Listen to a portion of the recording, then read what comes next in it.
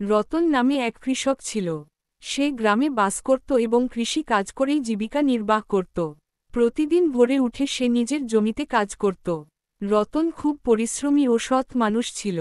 তার জমিতে ধান, গম, সবজি ইত্যাদি ফসল ফলিয়ে সে নিজের পরিবারের খরচ চালাত এবং মেলায় বিক্রি করত। রতনের এক ছেলে ও এক মেয়ে ছিল, যারা স্কুলে পড়ত। সে চেয়েছিল তার সন্তানরা শিক্ষিত হোক। রতনের জীবন সহজ সরল হলেও সে সুখী ছিল। প্রকৃতির সঙ্গে মিশে তার জীবন ছিল শান্ত ও পরিপূর্ণ। এক গ্রামে একজন কৃষক বাস করত। সে ছিল খুবই লোভী। তার মুরগি ছিল, যেটি প্রতিদিন একটি সোনার ডিম দিত। কৃষকটি প্রথমে খুব খুশি হল, কিন্তু কিছুদিন পর সে ভাবতে লাগল, প্রতিদিন একটি করে ডিম পেলে তো অনেক সময় লাগবে ধনী হতে। যদি আমি একবারেই সব ডিম পেয়ে যাই, তাহলে অনেক দ্রুত ধনী হতে পারব।